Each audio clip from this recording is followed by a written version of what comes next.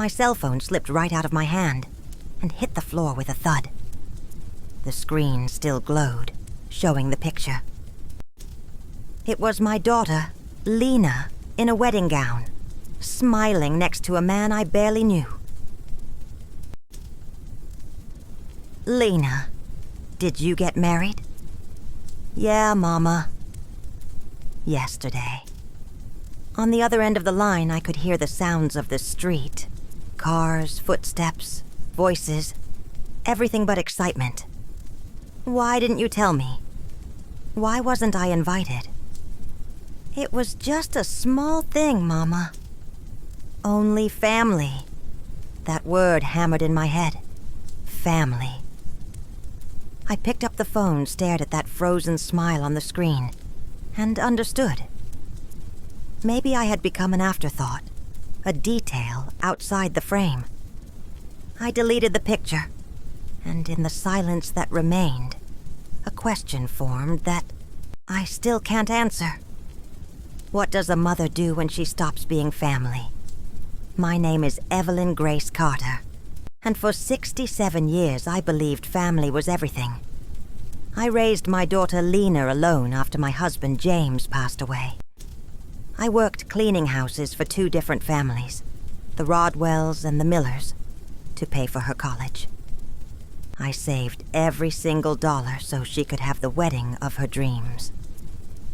I always imagined I'd be right there beside her at the altar, holding her hand, watching her realize the biggest dream of any woman. But last Tuesday, as I was having my morning coffee and checking my phone, I saw a picture on Facebook that changed everything. There was Lena in a white dress next to her husband, Daniel Ward. The only people with them were his parents, Charles and Margaret Ward.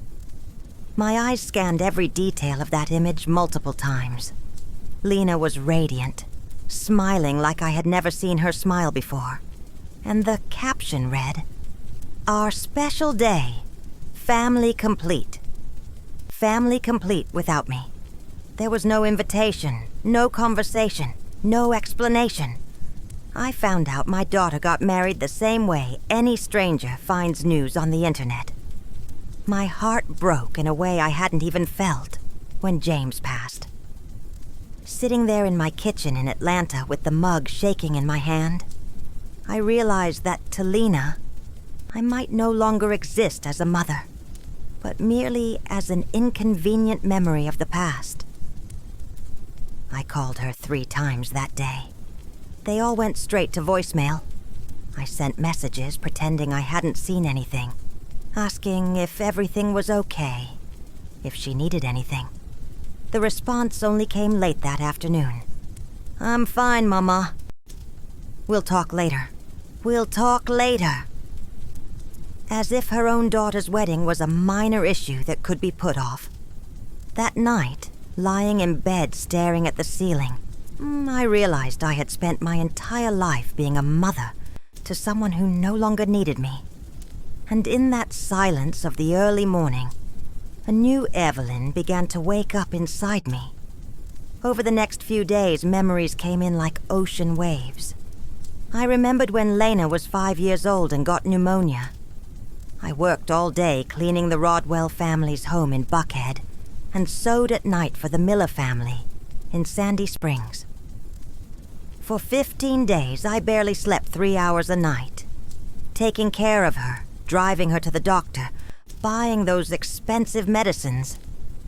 When she finally recovered, she hugged me and said, "Mama, when I grow up, I'm going to get married, and you're going to be the prettiest maid of honor in the world." Those words had lived in my heart for more than 20 years. I also remembered her sweet 16 party. I had been saving for 2 years to throw her a memorable celebration. I sold some jewelry from my marriage.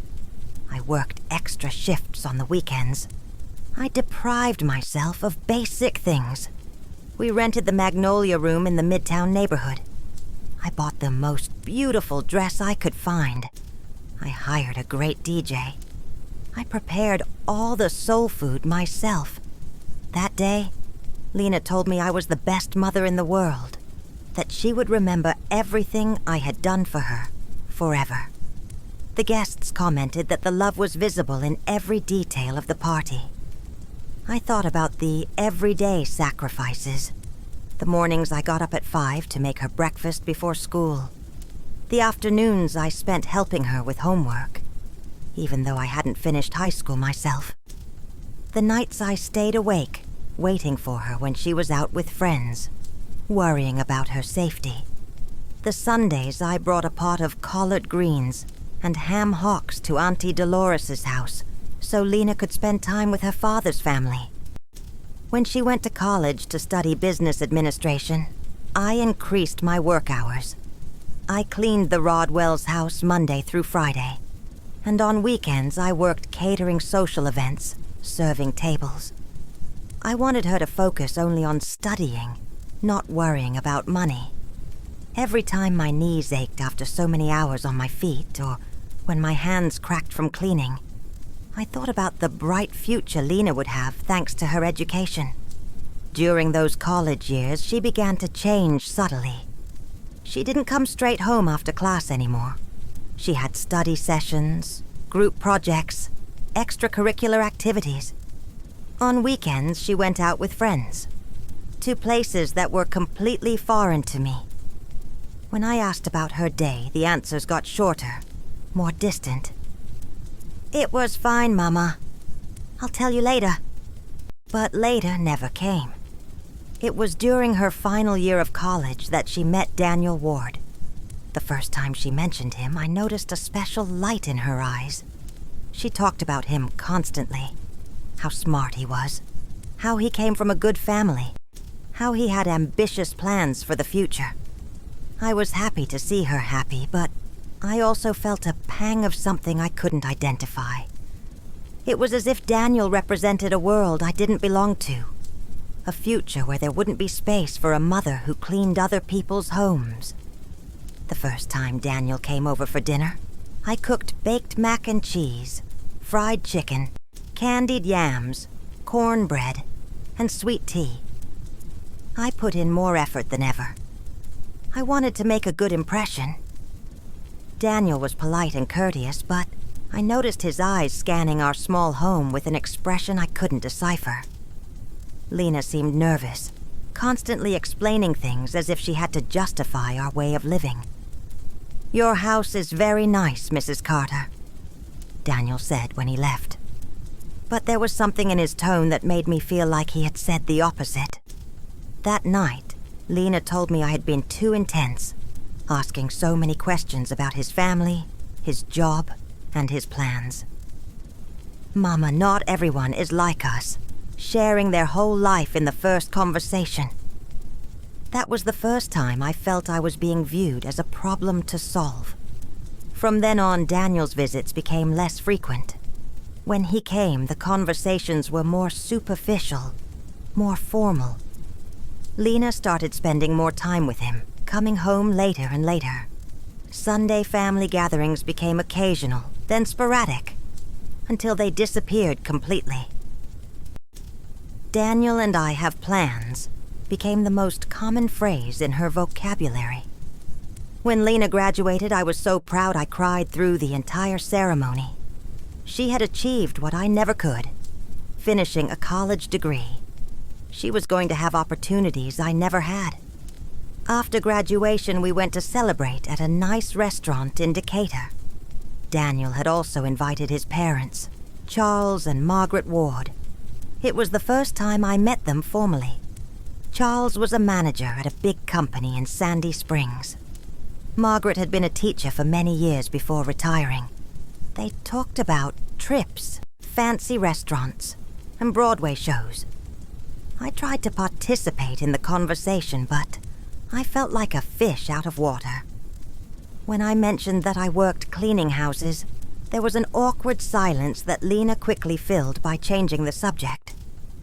That night, when we got home, Lena said something that hurt me deeply. "Mama, I know you always try to be friendly, but sometimes you say things that can be misinterpreted. Daniel's parents are very refined people, Refined? That word stuck in my mind. I wasn't refined. My love, my sacrifice, my dedication, they didn't count for anything compared to money and formal education. The following months were marked by increasing distance. Lena got a job at a big international company. Daniel also had a good job. They started talking about getting their own place, renting an apartment together. I supported the idea, though my heart was breaking inside. Young people need their space, I said, faking enthusiasm. When they finally moved into an exclusive part of Atlanta, I was still welcome, but with schedules and conditions. Mama, you better call before you come over to see if we're around, Lena told me. The spontaneity of simply showing up to visit my daughter was gone forever. Now I had to make an appointment, as if I were visiting a doctor or a dentist. The visits became more and more spaced out. First every week, then every 2 weeks, then once a month. When I went, the conversation mainly revolved around their jobs, their plans, their friends. I listened with interest, but they rarely asked about my life. It was as if I only existed for them, as if my only identity was being Lena's mother. During the holiday season last year, I noticed Lena and Daniel had started spending more time with the Ward family. Well, Daniel's parents have really beautiful traditions, Lena explained when I asked if they would come over for Christmas Eve dinner, as we had always done. But next year we'll host, right? Next year never came. Or rather, it came without me. It was in February when Lena told me she and Daniel were thinking about getting married. "That's wonderful, baby," I exclaimed, feeling a mix of joy and anticipation. I immediately started making mental plans. The church, the dress, the flowers, the food. "Have you set a date? How can I help?" "Mama, we want something simple," Lena said. But there was something evasive in her look. "Nothing too elaborate." Weddings aren't as complicated as they used to be. I nodded, though I felt a small disappointment inside. I had dreamed for years of helping to plan my only daughter's wedding. The months passed, and conversations about the wedding became vague and sporadic. When I asked about specific details, Lena always had the same answer. "We're still looking into it, Mama. I'll let you know as soon as we have something finalized." I started to feel like something wasn't right, but I didn't know what exactly. In May, I noticed Lena started posting more photos on Facebook. Pictures with Daniel with the Wards, at fancy restaurants, in places I didn't recognize. But when we saw each other in person, she told me very little about these events. It was as if she had two parallel lives, one she shared with me, and one she lived in secret. It was early June when I started to suspect something was definitely going on. Lena canceled 3 dates in a row to see me, always with excuses about work or urgent commitments. When we finally met, she seemed distracted, nervous. I asked her directly if everything was okay with Daniel, if there was a problem. "Everything is perfect, Mama," she said, not looking me in the eye. "It's just that we're so busy with work and other things." Other things? Those words resonated in my mind for days. What other things could be more important than including her mother in her life? The last time I spoke to Lena before discovering the truth was on a Sunday afternoon. I called to invite her to breakfast the following Tuesday. "I can't, Mama," she said. "I have a very important meeting that morning." That was odd because Tuesday mornings had always been our special time since she was little. It was the only day of the week I didn't work at the Rodwell's house. "How about Wednesday, then?" I insisted. "I don't know, Mama. Let me check my schedule and I'll call you back. But she never called me back. And I, as I always had, waited patiently for her call that never came. It was that Tuesday morning, exactly when I should have been having breakfast with my daughter, that I sat down in my kitchen with my coffee and a slice of pecan Danish. I logged onto Facebook to see photos of my neighbors and their grandkids, and I stumbled upon the image that would change my life forever. There was Lena, more beautiful than ever, in a simple but elegant wedding dress, smiling next to Daniel in what was clearly a marriage ceremony. In the background were the happy faces of Charles and Margaret Ward, dressed elegantly, posing as the only witnesses to that moment that should have been mine too. The photo description read, "Finally married. Thank you to our families for making this day perfect." Our families, in plural. But I didn't appear anywhere. I wasn't in the picture. I wasn't in the comments. I wasn't in that story that was supposed to include my entire life. I read every comment on that post. College friends congratulating, co-workers sending blessings, some distant relatives expressing surprise that they hadn't heard about the wedding. But no comment mentioned my absence. It was as if I had never existed in Lena's life. As if those 28 years of sacrifice and love had been completely erased from her personal story. I spent the rest of that day in a state of shock. I checked my phone over and over, hoping for a call, a text, an explanation. Nothing. Lena had gone on with her normal life, posting honeymoon photos, thanking people for congratulations, sharing moments of happiness from which I had been completely excluded. That night, lying awake and looking at the ceiling of my small bedroom, I understood something that hurt more than I imagined possible. My daughter hadn't forgotten to include me in her wedding. She had consciously excluded me. She had made a deliberate choice that I would not be part of the most important day of her life. And in that moment of painful clarity, I knew that my life, as I had known it until then, was over forever. But what Lena didn't know was that her mother, Evelyn, had stored up much more than just pain during all those years of sacrifice.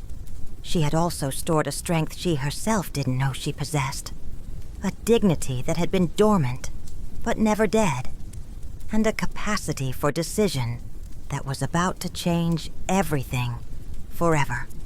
The woman who got out of that bed on Wednesday morning was no longer the same woman who had patiently waited to be included in her daughter's life. She was a woman who had finally understood that some absences speak louder than any presence, and that sometimes the greatest love a mother can show is respect for her own dignity. In that silent pre-dawn hour in Atlanta, as the bells of St. Jude's Episcopal Church rang at 3 a.m., Evelyn Grace Carter made the first completely self-directed decision she had made in nearly 30 years. If she was no longer welcome in Lena's life, then Lena would no longer be welcome in hers. But this story was just beginning, and what came next would change the lives of everyone involved in ways none of them could have imagined. The following days passed in a dense fog that prevented me from clearly seeing where my life was headed. Lena didn't call to explain, didn't show up at the house, didn't show any sign of remorse. She continued posting honeymoon photos from Cabo San Lucas, Mexico, as if nothing had happened, as if I were just another follower on her social media. Every new photo was a confirmation that I truly was no longer a part of her life. I tried to keep busy with household chores, with Wednesday Mass at St. Jude's, with talks with Mrs. Eleanor Rodriguez, my lifelong neighbor. But no matter how much I tried to hide it, the pain was always there, causing a deep ache in my chest, a constant presence that made it hard to breathe. It was while sorting through old papers in the wooden trunk that had belonged to my mother that the memories came rushing back in full force. I found birth certificates, immunization records I'd kept so carefully, and school report cards where Lena always got straight A's. I remembered every sacrifice. The early morning sewing dresses for ladies in the neighborhood to pay for Lena's English classes. The times I ate nothing but toast and jam so she could have meat on her plate. The birthday gifts I saved for all year to buy. I recalled the times she came home crying because her friends had designer clothes, and I would go to the Sweet Auburn curb market the next day to buy exactly what she wanted, even if it meant delaying the rent that month. Through all those years, Lena always had an excuse for not fully including me in her life. First it was her studies, then work, then her boyfriend Daniel, who didn't get along with mothers-in-law. I always accepted, I always understood. I always adapted to her schedule, her whims, her decisions. But now looking back, I realized that I had become smaller and smaller in her life, occupying increasingly minimal spaces until I reached the point of not even knowing she was getting married. The Lena I raised, the one I loved unconditionally, the one I always put first, had become a stranger who only shared crumbs of attention with me when it suited her. That Thursday afternoon, as I organized family photos into a shoebox, I found one that made me cry harder than I had cried in years. It was from Lena's confirmation ceremony. She was 8 years old. She wore a beautiful white dress that I had asked a local seamstress to make. In the photo, Lena was hugging me tightly and smiling with a pure, genuine happiness. I was smiling too, but now I could see in my eyes from that time something I had lost. The certainty that I was loved unconditionally by my daughter. I remembered that day perfectly. I had saved for 6 months for that celebration. I rented the Magnolia Room Hall. I invited the whole family. I prepared barbecue, potato salad, sweet tea, and a huge red velvet cake I specially ordered. Lena felt like a princess, running from table to table, introducing me to everyone as my mama, the most beautiful in the world. That night, when everyone had left, she helped me pick up the dishes and said, "Mama, when I grow up and have my own parties, you're always going to be the most important person. Always." Tears ran down my cheeks as I held that photograph. What happened to that little girl who promised me I would always be the most important person? When did I become so insignificant that I didn't even deserve to be present at her wedding? I continued looking through the photos and found another one that hurt just as much. Lena at 15, the day of her Sweet 16 party. We had rented a hall in the Midtown neighborhood. There was a DJ, food for 150 people, and a live band for the waltz. I had worked double shifts for a whole year to give her that party. I cleaned houses by day, babysat children at night, sold sweet potato pies at the farmer's market on weekends, all to see her happy, to give her the celebration she deserved. In that photo, Lena and I were dancing together, mother and daughter, during one of the songs. She had asked me to play a song she called our special song. "Mama, you used to sing this to me when I was little and sick, and it always made me feel better," she had told me. "I want us to dance to it together so everyone knows how much I love you." Those words echoed in my mind like sounds from another life. How had I gone from being the person who comforted her when she was sick to being someone she was ashamed of in front of her new family?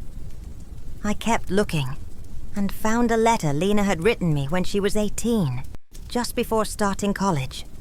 She had written it on pink paper with careful handwriting full of little drawn hearts in the margins. It read, "Dearest Mama, tomorrow I start a new stage in my life. But I want you to know that nothing I achieve will be possible without everything you have done for me. You are my hero, my role model, the bravest woman I know. When I grow up, I want to be a mother like you. Loving, sacrificial, who always puts family first. I love you with all my heart, and you will always be the most important person in my life. Your loving daughter, Lena. I read that letter 3 times before I could believe what I was reading. This was the same person who had just excluded me from the most important day of her life. The same one who had promised me I would always be the most important person. I sat on my bed with the letter shaking in my hands and cried like I hadn't cried since the day I buried James. I cried for the girl who wrote those words and for the woman she had become. I cried for all the dreams I had about being the mother of the bride. I cried for all the times I imagined helping her choose the dress, organizing the bridal shower, walking her down the aisle. I cried for the mother-daughter relationship I thought we had, which apparently only existed in my imagination. After the crying came the rage, a rage I had never felt in my 67 years. How dare she treat me like this after everything I had done for her?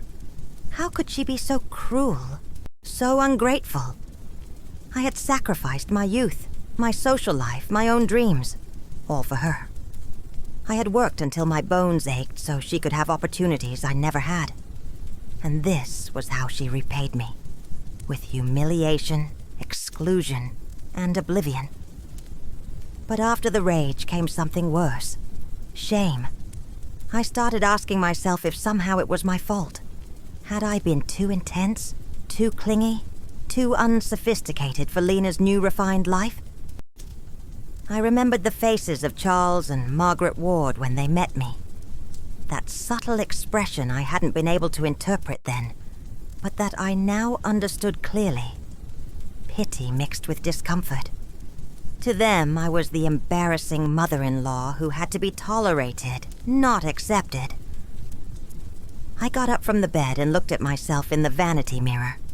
There was Evelyn Grace Carter, 67 years old, gray hair, hands rough from so much work, wrinkles around my eyes that spoke of years of worry. I wasn't elegant like Margaret Ward. I hadn't traveled the world. I didn't speak any other languages. I didn't know about fine wines or theater. I was a simple woman who had done the best she could with what she had. But did that make me less valuable? Did that justify my own daughter treating me like I didn't exist? I couldn't sleep that night. I stayed awake thinking about all the signs I had ignored, all the moments I should have realized I was losing my daughter. The family dinners that became sporadic, the phone calls that got shorter, the visits that required prior appointment.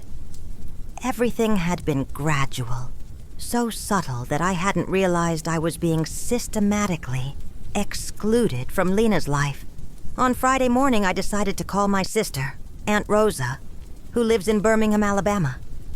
I needed to talk to someone, vent, ask for advice. Aunt Rosa had always been the most direct of my sisters, the one who told things straight. "She got married without telling you?" Aunt Rosa shouted when I told her what had happened. "That girl is crazy." How can a daughter do that to her mother? I told her the whole story, from the first changes in Lena's attitude to the discovery of the wedding on Facebook. Aunt Rosa listened without interrupting, which was rare for her. "Evelyn," she finally said in a serious voice, "I always told you that you gave too much to that girl. You spoiled her since she was little. You put her on a pedestal, and now you see the consequences. Kids need boundaries. They need to understand that respect is earned and maintained." Her words hurt, because I knew they contained some truth. I had always indulged Lena. I had always given in to her tantrums. I had always put her needs before mine. But I had done it out of love, because I wanted her to have everything I couldn't have. "So what am I supposed to do now?" I asked, sobbing. "Now you're going to do what you should have done years ago. You're going to live for yourself," Aunt Rosa replied firmly. "Lena has already made her decision about what place you occupy in her life. Now it's your turn to decide what place she occupies in yours." After hanging up with Aunt Rosa, I sat in the kitchen for hours thinking about her words. She was right. Lena had clearly demonstrated what place I occupied in her new life. None. It was time for me to also make a decision about what place she would occupy in my new life. On Saturday morning, as I drank my coffee and ate my pecan Danish, my phone rang. It was a number I didn't recognize, but when I answered, I heard Lena's voice. "Mama, how are you?" she asked in a cheerful voice, as if nothing had happened. "Guess what? We're back from our honeymoon. Cabo was amazing. Daniel and I want to stop by this afternoon to tell you everything." To tell me everything? After 2 weeks of silence, after excluding me from her wedding, now she wanted to tell me everything. As if I were a casual friend she was catching up with about her vacation. "What time are you planning to come?" I asked. "Around 5. We'll bring pictures and some gifts we bought you." Gifts, souvenirs from Cabo San Lucas, could hardly compensate for the greatest humiliation of my life. "All right," I said. "I'll be here." After hanging up, I stood there with the phone in my hand, feeling a mix of emotions I didn't know how to manage. Part of me was happy to finally see my daughter, to be able to hug her and tell her how much I had missed her. But another part of me, a part that grew with every passing hour, was furious at the coldness with which she had treated me, at the casual way she assumed everything would be fine after what she had done. I spent the rest of the day cleaning the house, making sweet tea, buying fresh pecan Danish from the local bakery. It was what I always did when Lena came to visit. I made sure everything was perfect to receive her. But this time, as I mopped the floor and dusted the furniture, I wondered why I was still trying so hard for someone who clearly didn't value my efforts. At 5 on the dot, Lena and Daniel arrived. Lena looked radiant, tanned from the beach sun, wearing new clothes, and looking completely happy. Daniel wore a courteous but distant smile, the same one he always had when he came to my house. "Mama," Lena cried, hugging me as if we were the best friends in the world. "I missed you. Look how tanned I got." I hugged her back, inhaling her expensive perfume, which wasn't the same one she used when she lived with me. Everything about her was different. Her clothes, her hairstyle, her way of speaking. It was as if the Lena I knew had been replaced by a new, improved version that didn't include me. "Have a seat," I said. I served them sweet tea and offered them fresh pecan Danish. "Oh, Mama, this looks so good," Lena said. But I noticed she barely touched the pastry. She probably didn't eat that kind of thing anymore. Her new sophisticated life didn't include treats from the neighborhood bakery. "All right, tell me everything," I said, sitting across from them in my small living room. "How was the wedding?" Lena exchanged a quick glance with Daniel before answering. "It was very nice, Mama." "Very simple, just like we wanted. Nothing too elaborate." "Oh, and where was it?" I asked, though my heart was already shrinking. "In a beautiful little chapel in Decatur. Very intimate, very private. Just us and Daniel's parents as witnesses. Just them and Daniel's parents. as if I didn't exist, as if 23 years of raising her didn't give me the right to be there. "And why didn't you tell me anything?" I finally asked, my voice trembling. Lena sighed and put on the face she used to make when she was a child caught doing something wrong. "Mama, it all happened so fast. You know how those bureaucratic things are. Suddenly the date came up and we decided not to complicate things. Besides, you know I never liked big parties. It was a lie. Lena had always loved big parties. Her sweet 16, her graduation. All the celebrations we had shared had been full of guests, food, and joy. But now, for her wedding, she had decided she wanted an intimate affair that didn't include me." "But Mama," Lena continued in a syrupy voice, "that's why we came today. To celebrate with you. Look at all the gifts we brought you." She pulled out a bag full of typical souvenirs from Cabo. A ceramic ashtray, some seashells, a t-shirt that read, "I love Cabo," and some coconut candies. Gifts they had probably bought at the airport, thinking, "Oh, we have to bring something back for Lena's mom." "Thank you, baby," I said, feeling like each gift was a slap in the face disguised as kindness. We spent 2 hours talking about the honeymoon, the places they visited, the fancy restaurants where they ate, the activities they did. It was like looking at vacation photos of strangers. I nodded, smiled, and asked appropriate questions. But inside I felt something breaking for good. When they left, after vague promises to see each other soon, and an invitation to visit their new apartment, I was left alone in my living room, surrounded by the cheap souvenirs, feeling the weight of the silence they had left behind. That night, as I stored the gifts in a drawer where I knew I would never see them again, I made a decision that would change everything.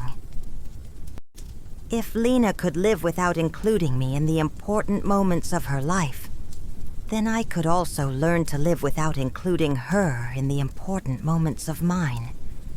And in that silence of the early morning, with my heart still hurting, but with a new determination growing inside me, I started planning the first step of my new life. A life where I was the protagonist, not just the sacrificial mother waiting for crumbs of attention. The Evelyn who had waited all her life for others to decide her place in the world died that night. The one who would wake up the next day would be a completely different woman. A woman who had finally understood that respect is taught by example, and that sometimes the greatest love a mother can show is love for her own dignity. Sunday dawned with a clear sky that completely contrasted with the storm I carried inside. I got up earlier than usual, at 5 a.m., and for the first time in weeks, I didn't feel that heaviness in my chest that had accompanied me since I discovered the wedding. In its place was something different, a cold clarity I had never experienced before. It was as if during the night I had gone through a silent transformation, as if the Evelyn, who had waited all her life for others to define her place in the world, had finally awakened from a very long sleep. I made my black coffee stronger than usual. I needed my mind to be completely clear for what I was about to do. I sat down at the kitchen table where I had eaten breakfast for the last 15 years, where I had waited for so many calls from Lena that never came, where I had planned special meals for visits that were canceled at the last minute. But this morning, that table no longer represented waiting or disappointment. It represented the place where Evelyn Grace Carter was going to make the most important decision of her life. I took out an old notebook where I used to write down Lena's doctor's appointments, when she was little, important school dates, and her friends' birthdays. Now, I was going to use those yellowed pages to plan something completely different. My definitive exit from a life where I was no longer welcome. On the first page, I wrote, "Plan for Independence. Evelyn Grace Carter, August 12th, 2024. The date looked strange written in my shaky handwriting, but the words felt more real than anything I had felt in years. The first thing I wrote was, "Assess resources." During all those years of sacrifice, I had managed to save a considerable amount. I wasn't rich, but I wasn't unprotected either. I had the savings of a lifetime of work, a small but-owned house in an area that had become very valuable, and something Lena never knew. A secret bank account where I had deposited the extra money I earned, sewing dresses for neighborhood ladies on weekends for years. I had opened that account when Lena turned 18, thinking it would be my wedding gift to her. Every dollar I deposited there, I did so imagining the moment I would give it to her. My daughter. This is so you can start your marriage without debt, so you can have your own home, so you don't go through the difficulties I did. For 10 years, I had nourished that account with the illusion of seeing the happy look on Lena's face when she found out about the surprise.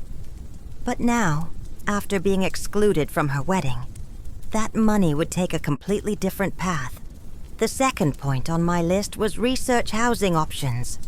I couldn't stay in this house where every corner reminded me of the years of waiting, where every phone call would make me think it might be Lena seeking reconciliation. I needed a new place, a space that was completely mine, where I could build a life that didn't depend on crumbs of attention from my daughter. I remembered that Mrs. Eleanor Rodriguez, my lifelong neighbor, had always told me about her sister Gloria, who had moved to a residential community for older adults in Decatur. "It's wonderful, Evelyn," Mrs. Rodriguez had told me several times. "There are activities, security, people our age. Gloria says she's never felt so free in her life." At the time, I thought those places were for people who didn't have family to care for them. Now, I understood they were for people who had decided to care for themselves. The third point was the most painful, but the most necessary. Gradually cut ties. I couldn't just disappear overnight because that would cause unnecessary drama and give Lena reasons to justify her behavior. My mom was always so dramatic. That's why we didn't include her in important things. No, my exit had to be as silent and dignified as my entry into Daniel Ward's life had been. Gradual, respectful, but definitive.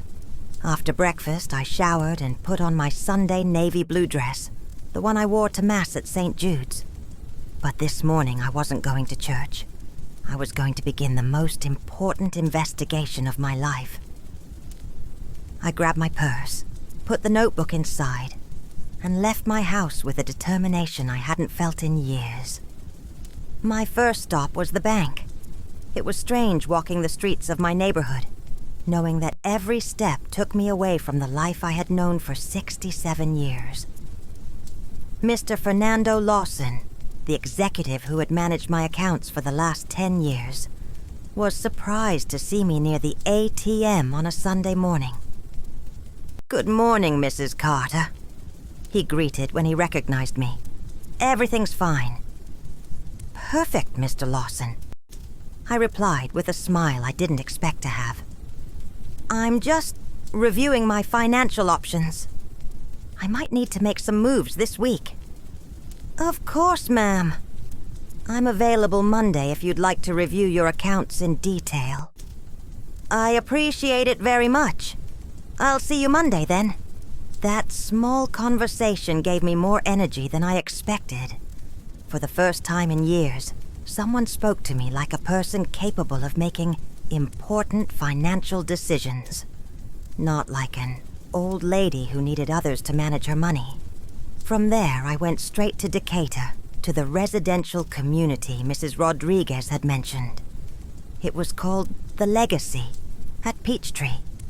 And as soon as I got off the bus, I could see why my neighbor's sister liked it so much. It was a beautiful, clean place with well-kept gardens and an atmosphere of tranquility I hadn't felt in years. The receptionist, a very kind woman named Patricia, welcomed me with a genuine smile when I explained I was interested in seeing the facilities. "I'm glad you came," she said enthusiastically.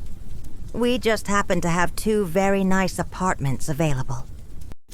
Would you like a full tour?" For the next 2 hours, Patricia showed me every corner of the Legacy at Peachtree. The apartments were small but comfortable, perfect for one person.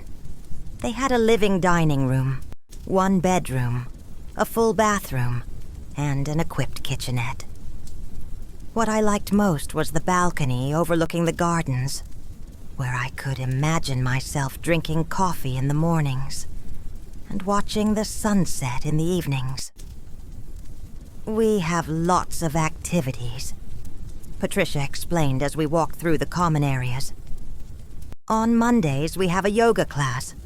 Tuesdays are for knitting and crafts. Wednesdays are mass in the internal chapel. Thursdays are ballroom dancing. And Fridays are movie nights. On weekends, we organize excursions to Savannah, Charleston, Asheville." Every activity she mentioned sounded like something I might enjoy.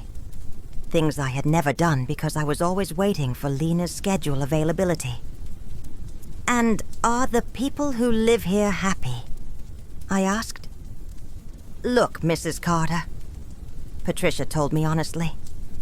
"Most of our residents come here after complicated family situations. Some have lost their partners. Others have children who live far away.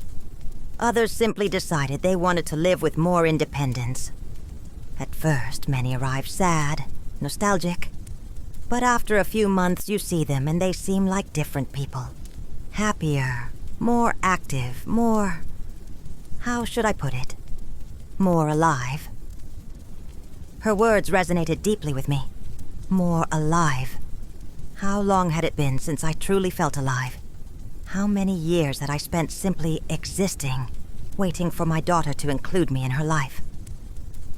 "What are the requirements to live here?" I asked. Patricia explained the whole process. I had to be over 60 years old, check, have a stable income to cover the monthly fee. I had savings for several years, and pass a basic medical evaluation to ensure I could live independently. My health was excellent. The monthly cost included maintenance, security, activities, and basic utilities. It was a considerable amount, but perfectly manageable with my savings. "How long does the admission process take?" I asked. "If you bring all the documents this week, we could have everything ready in 2 weeks," Patricia replied. "Are you interested in any of the apartments you saw?" I looked again toward the balcony of the apartment I liked most, the one that faced the garden, where I had seen several residents chatting animatedly under the shade of a big tree. In that moment, I made a decision that surprised even me with how quick and clear it was. "I'll take the one with the balcony, facing the gardens," I said without hesitation. "Excellent decision!" exclaimed Patricia. "That's one of the most requested. Here's the list of documents you need to bring, and the contract for you to review carefully." I returned home that afternoon with a feeling I hadn't experienced in years. Genuine hope. Not the hope that Lena would change, not the hope that things would go back to how they were, but the hope of a new life that depended solely on my own decisions.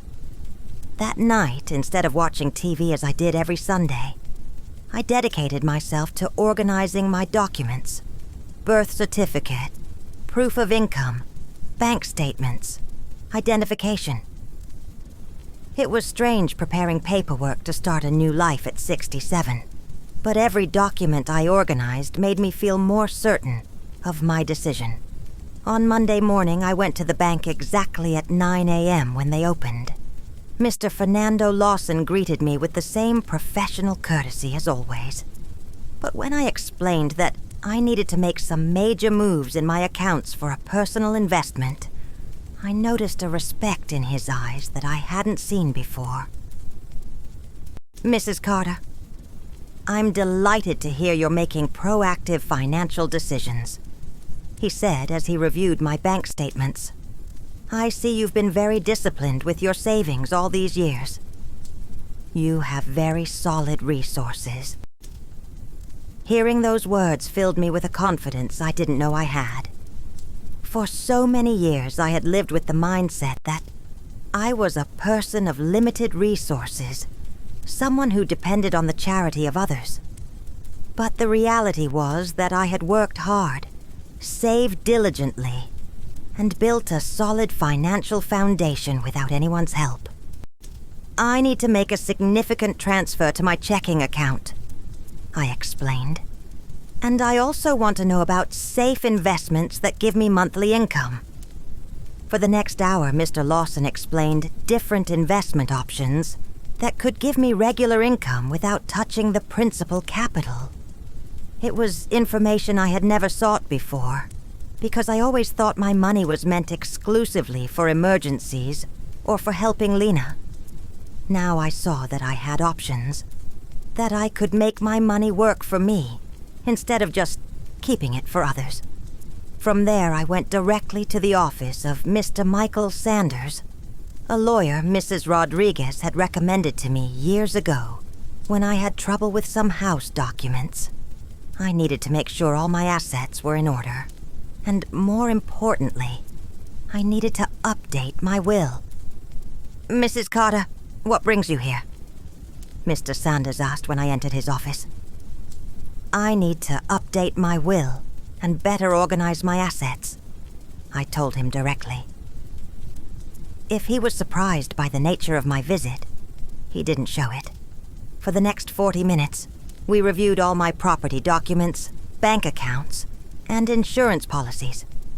It was impressive to see it all together. I really had built a considerable estate through pure work and discipline. Do you have any specific changes in mind for the will? He asked. Yes, I replied without hesitation. I want to leave 50% of my assets to charitable institutions that help working single mothers, and the other 50% to my daughter. But with one condition. What kind of condition? That she can only access the inheritance after writing a letter explaining why she made certain decisions about our relationship. She doesn't have to apologize. She just has to be honest about her reasons. That letter must be delivered to you as a witness. But she must write it, even if I'm no longer here to read it.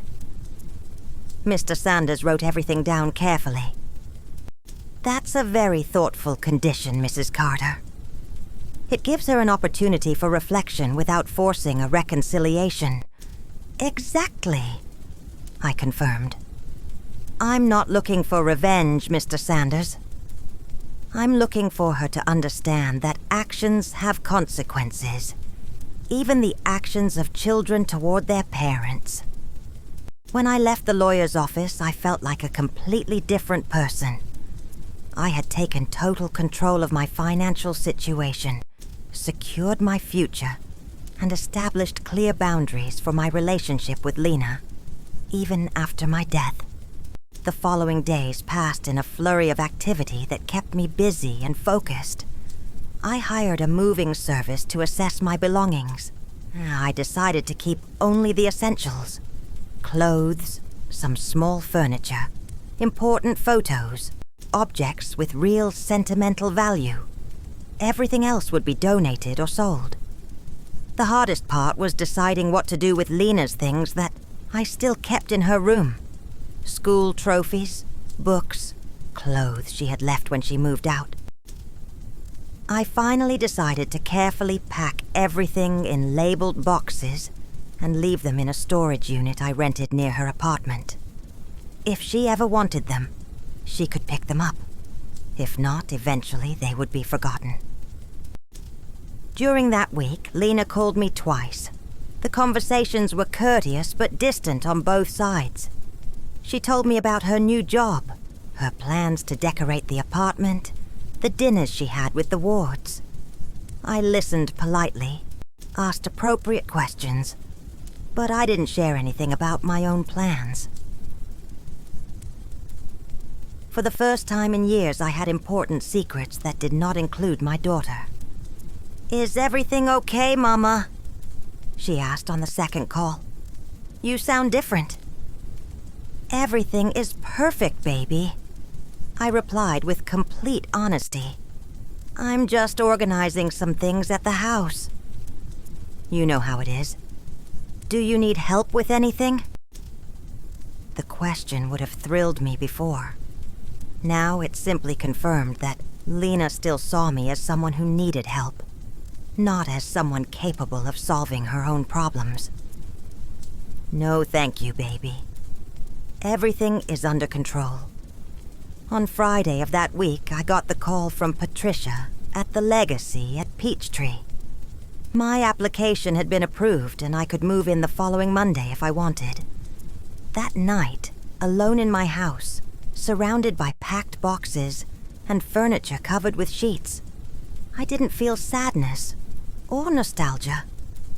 I felt something I hadn't experienced in decades, the excitement of starting something new. On Saturday morning, as I had my last coffee at the kitchen table where I had planned so many special meals for Lena, my phone rang. It was her. "Mama, Daniel and I want to invite you to dinner tomorrow, Sunday. We're going to try out the new dining room at the apartment." It was the invitation I had waited for months. They finally wanted to include me in something, show me their new home, treat me like a part of their life. But it was too late. "Oh, baby, that's a shame," I replied in a serene voice. "I already have plans for tomorrow." "Plans with who?" "With some new friends. We're going on a little day trip to Lake Lanier." It wasn't a lie. The residents of the Legacy at Peachtree had a trip scheduled for Sunday, and I had already signed up. "But, Mama, we can change it to another day. It's important to us that you see our home." "Thank you, baby. But I'm already committed. Maybe another time when I have more time." There was a long silence on the other end of the line. Lena was not used to me having plans that didn't involve waiting for her. "Well, okay. We'll organize something later." "Sure, baby. Have a wonderful dinner." When I hung up, I stayed seated in that familiar kitchen for the last time, smiling with deep satisfaction. For the first time in my life, Lena had had to adjust to my schedule, instead of me adjusting to hers. It was a small change, but it symbolized a much bigger transformation. Evelyn Grace Carter had stopped being a woman waiting to be included, and had become a woman who had her own life, her own plans, her own happiness. On Sunday night, after returning from a beautiful day trip to Lake Lanier, where I had met 3 lovely women who would become my new neighbors, I packed my last personal belongings. The move would be early Monday, and by noon, I would be settled in my new home. That last night in the house where I had raised Lena, I didn't cry or feel nostalgic. Instead, I felt deep gratitude toward the woman I had been, and genuine excitement for the woman I was becoming. I had made the bravest decision of my life, choosing my own happiness over waiting for the approval of others. Early Monday, as the movers loaded my few belongings, I looked one last time at every room in the house. In Lena's bedroom, now completely empty, I whispered a silent farewell. "Thank you for teaching me that true love sometimes means knowing when to walk away." The Evelyn who walked out of that house that Monday morning was a completely new woman, A woman who had learned that dignity is not negotiable, that respect is taught by example, and that it is never too late to start over when you make the right decision. As the moving truck drove away toward Decatur, toward my new life at the Legacy at Peachtree, I sat in the passenger seat, smiling toward the future. For the first time in 67 years, I didn't know exactly what awaited me. And that uncertainty felt like the most beautiful freedom in the world. My first week at the Legacy at Peachtree passed like a beautiful dream I didn't want to wake up from. Every morning I woke up in my new cozy apartment, made my coffee in the kitchenette that was entirely mine, and went out onto the balcony to look at the gardens where I had already identified my new neighbors. There was Mrs. Mercedes, 72, who had been an elementary school teacher for 40 years. Mrs. Delanore, 69, who had worked in a government office and had fascinating stories of her youth. And Mr. Alexander Davis, 75, a widower like me, who had been a carpenter and now made small furniture to give as gifts to his new friends. It was strange to feel part of a group where I was valued for who I was, not for what I could do for others. At community meals, my new friends asked me about my life, my opinions, my plans. No one saw me as somebody's mother or the awkward mother-in-law. I was simply Evelyn, a woman with her own stories, her own dreams, her own personality. On Wednesday of my first week, I participated in the knitting class led by Mrs. Eleanor Rodriguez, an elegant 74-year-old woman who had been a dressmaker in her youth. While embroidering flowers on a napkin, I realized I hadn't done anything purely for pleasure in years, without thinking about whether Lena would like it, or if it would be useful for the house. "You know what, Evelyn?" Mrs. Rodriguez said as she checked my work. "You have a great hand for this. You should come to every class." It was a simple compliment, but it touched my heart. How long had it been since I received recognition for something I had done well? In my previous life, my achievements were always measured by how much they helped Lena. Now, for the first time, someone valued my work for its own sake. Thursday was my first ballroom dancing class. Mr. Alexander Davis, a very distinguished 76-year-old man who had been a physical education teacher, led the classes with contagious patience and joy. At first, I was embarrassed because I hadn't danced in decades. But Mr. Davis reassured me. "No one judges here, Evelyn," he said with a kind smile. "We come here to have fun and remember that it's never too late to learn new things." During that class, I danced the cha-cha, the waltz, and even a little salsa. I laughed harder than I had laughed in years. My classmates applauded when I managed a difficult step, helped me when I got confused, and made me feel like I was part of a real family.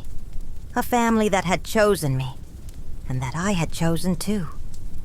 That night, as I ate dinner alone in my apartment, but without feeling lonely, my phone rang. It was Lena. "Mama, where are you?" she asked, her voice frantic. "I went to the house and it's completely empty. The neighbors said you moved out. What's going on?" Her voice had a mix of confusion and panic that I hadn't heard since she was little and got lost at the market. For a moment, my maternal instinct wanted to reassure her immediately, explain everything, assure her that I was fine. But the new Evelyn, who had emerged in these last few weeks, kept her composure.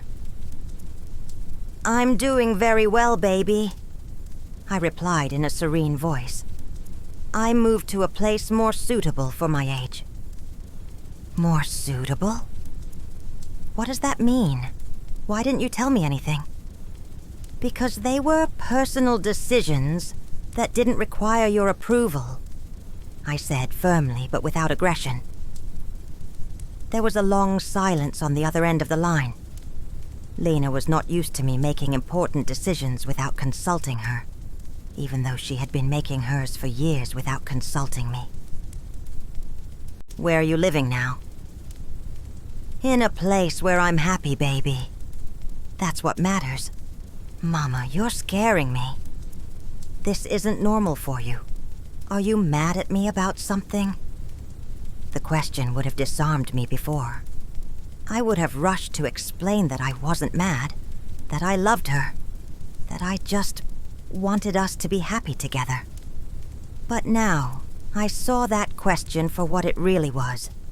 An attempt to return to the old dynamic where I was responsible for managing her emotions.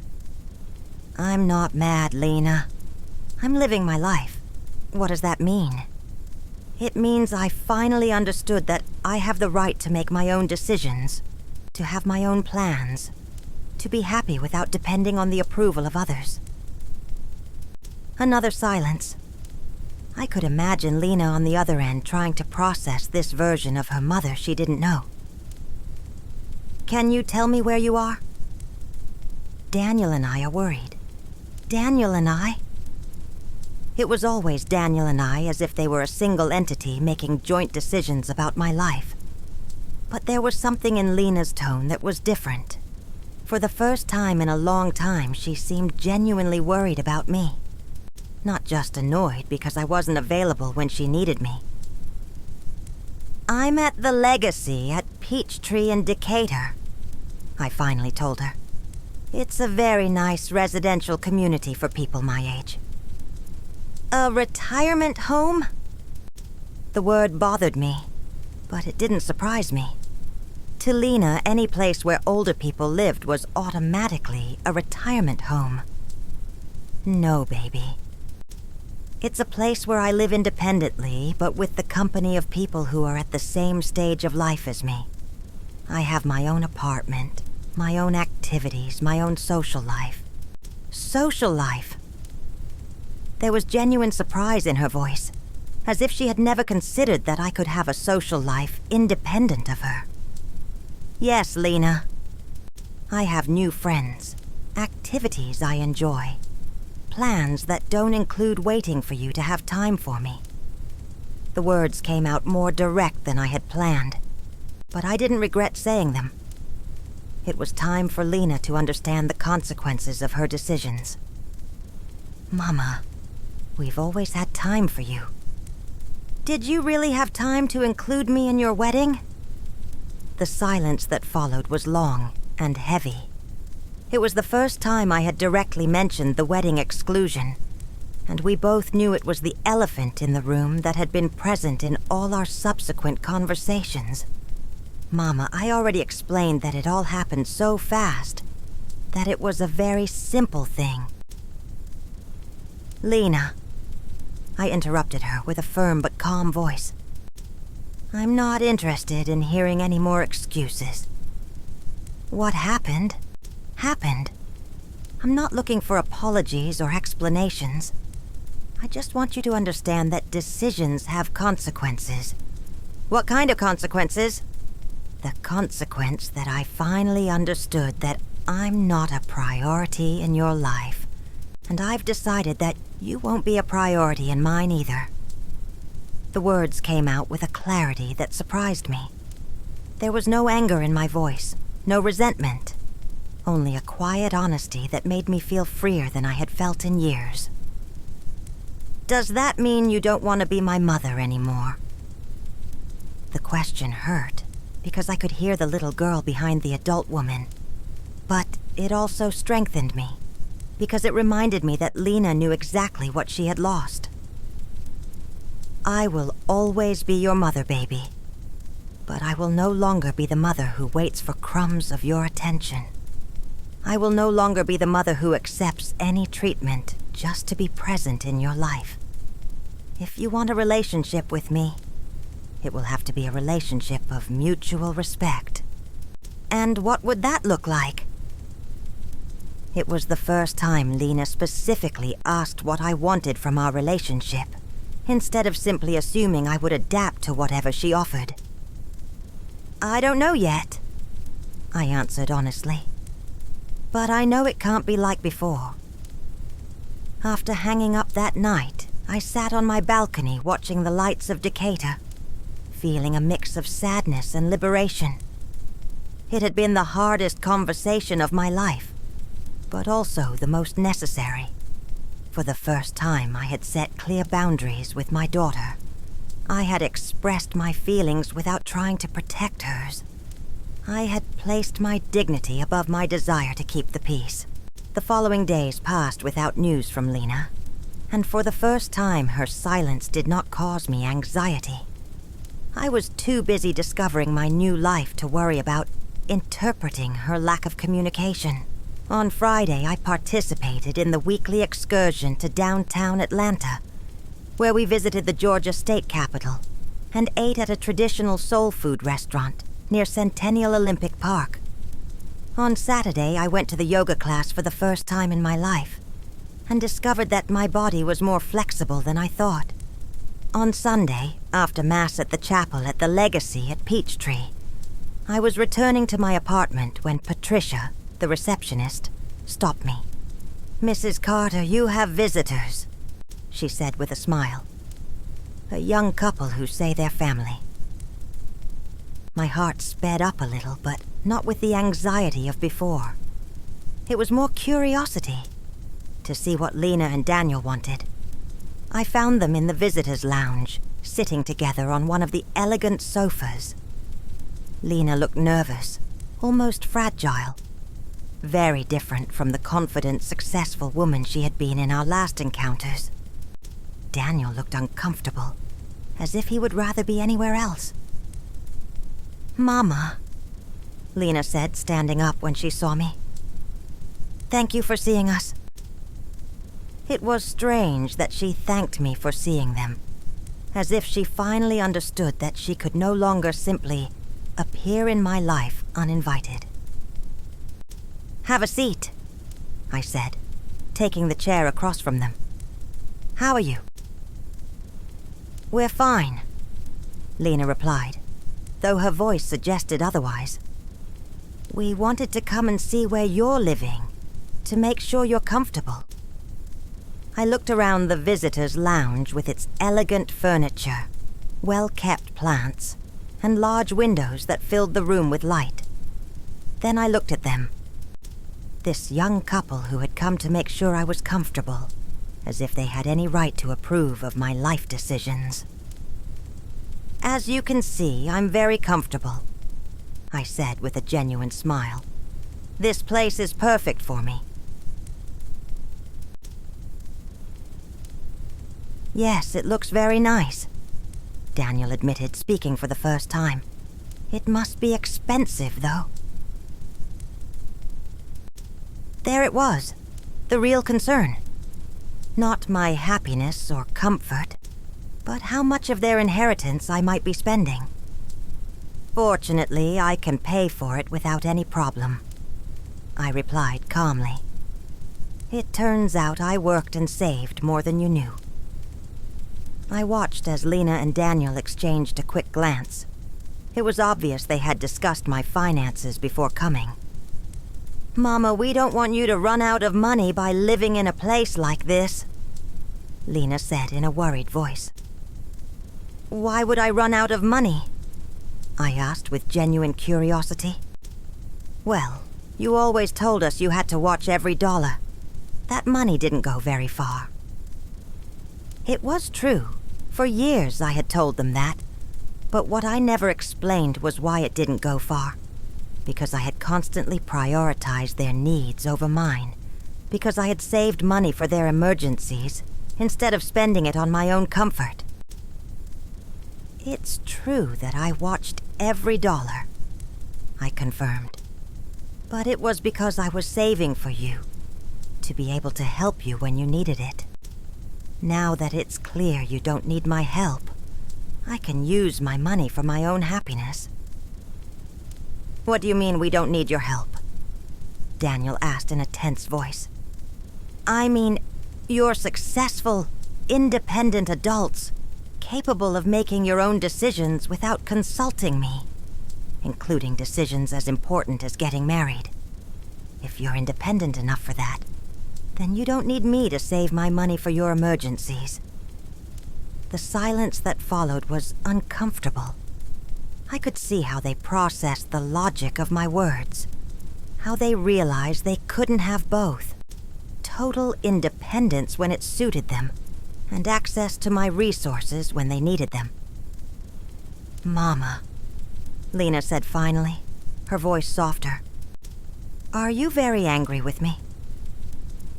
It was the question of a child, not an adult. And for the first time since the wedding, I felt compassion for her. But it was a different kind of compassion. Not the blind kind that had led me to excuse her behavior for years. I'm not angry, baby, I told her honestly. I'm disappointed. I'm sad. But above all, I'm at peace. At peace. At peace with finally understanding who I am beyond being your mother. At peace with discovering that I can be happy without depending on your approval or your attention. Lena remained silent for a moment, and I could see tears starting to form in her eyes. Does that mean you don't love me anymore? It was the question I had been waiting for, and I had the answer ready. I love you more than you can imagine, Lena. But I've learned that loving someone doesn't mean allowing them to disrespect you. I've learned that true love includes boundaries, includes dignity, includes mutual respect. And what can we do to fix this? Daniel asked, speaking as if he truly cared about the answer. I looked at both of them, this young couple who had come to fix the situation, probably hoping that with a visit and a few apologies, everything would return to normal. There's nothing to fix, I said calmly. I'm not broken. I'm not sick. I'm not acting out of spite. I'm simply living the life I deserve to live. But can we still be family? Lena asked, her voice trembling. We will always be family, I assured her. But it will be a different kind of family. One where we respect each other, where we include each other in the important things, where we treat each other as equal adults. How do we know what you expect from us? Daniel asked. It was a practical question, and I appreciated his honesty. Lena knows how to treat me with respect, I replied, looking directly at my daughter. She did it for many years when she was younger. She just needs to remember how to do it. Lena nodded slowly, as if finally understanding that there was no quick fix, that she would have to do real work to rebuild our relationship. Can we call you sometimes? She asked in a small voice. Of course, I said. But I won't be available every time you call. I have my own life now, my own activities, my own commitments. It was strange saying those words. For 67 years I had never had commitments I couldn't cancel for Lena. Now I had knitting classes, excursions, dinners with friends, a social life that was important to me. When they left that afternoon, after vague promises to maintain better communication and do things differently, I stayed seated in the visitors' lounge for a while longer, processing what had happened. There had been no dramatic reconciliation, no tears of remorse, no promises of immediate change. But there had been something more valuable: recognition. For the first time, Lena had recognized that she had treated me poorly, that she had made decisions that hurt me, and that she would have to make a real effort if she wanted a relationship with me. That night, During the community dinner in the dining hall at the Legacy at Peachtree, my new friends asked me about my visitors. "Everything okay with the family?" Mrs. Mercedes asked with genuine concern. "Everything is exactly as it should be," I replied with a smile. "For the first time in years, everything is exactly as it should be." And it was true. I didn't know if Lena and I would ever have a close relationship again.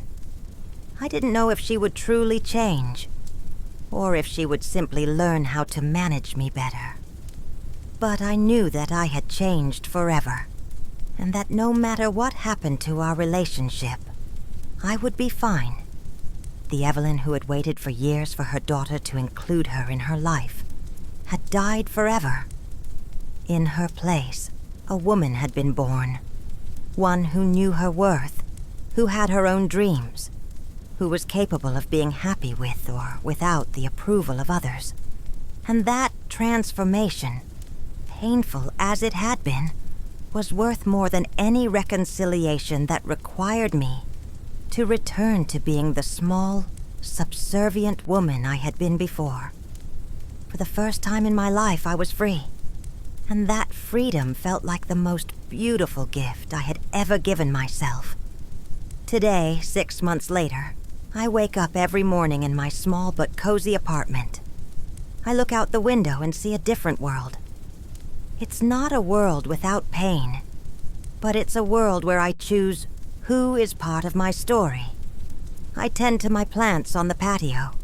I read the books I always wanted to read. I go to the chapel where no one knows me as Lena's mother. I am simply Evelyn Grace Carter, a 67-year-old woman learning to live for herself after decades of living for others. Sometimes I get calls from unknown numbers that I know are Lena trying to reach me through other people's phones. I hear her voice on the answering machine, always crying, always apologizing, always promising she'll change. But some exclusions cause pain too deep to be healed with words.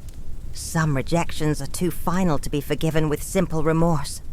Lena had the opportunity to include me in the most important moment of her life, and she chose to leave me out. Now, I choose to leave her out of my new one. During these months, I've learned that the loneliness I fear doesn't exist when you live in peace with yourself. My days are filled with activities that nourish my soul. Knitting classes with Mrs. Rodriguez, Thursday dances with Mr. Davis, weekend excursions where I discover corners of Georgia I'd never seen. At community dinners, my friends listen to me attentively when I tell stories of my youth, share my mother's recipes, or give my opinion on the daytime soaps we all watch together. Yesterday at the grocery store, a lady recognized me and told me that Lena was offering a reward for anyone who knew my whereabouts. I smiled politely and replied, "Sometimes people find each other when they're ready to find each other. I don't feel rage. I don't feel vengeance. I don't feel hatred. I feel only peace. The peace of someone who made the right decision at the right time."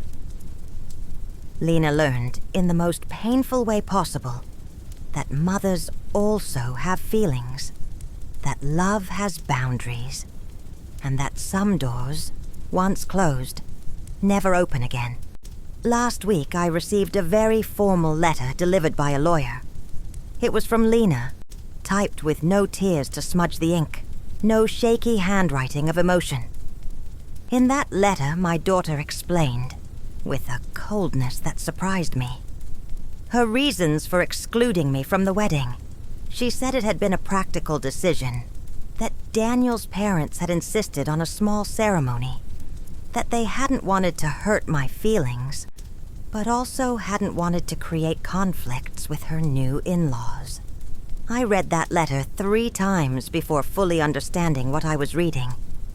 Lena had reduced the most painful moment of my life to a practical decision.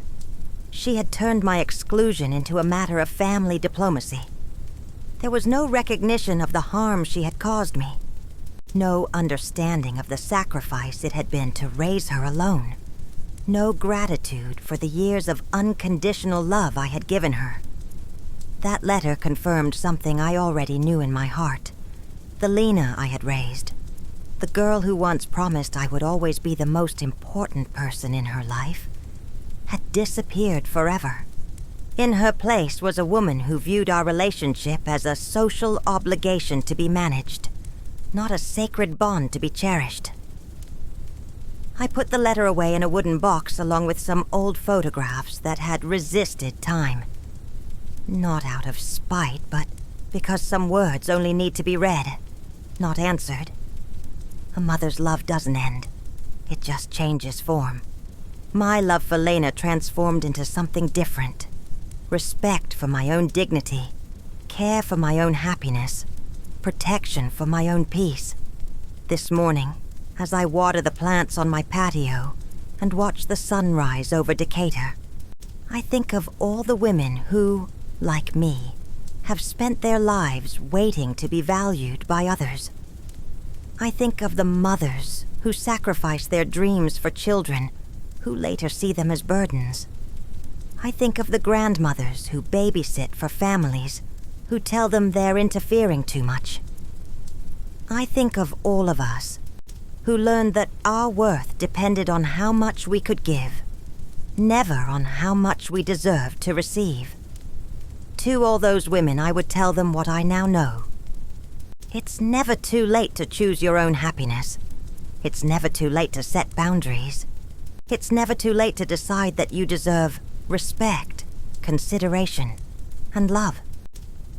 The freedom I feel now was not born of punishing Lena, but of freeing myself.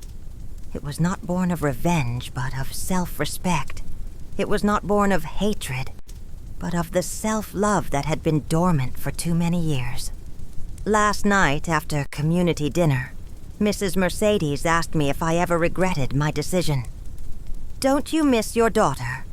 she asked, with the kindness of someone genuinely concerned.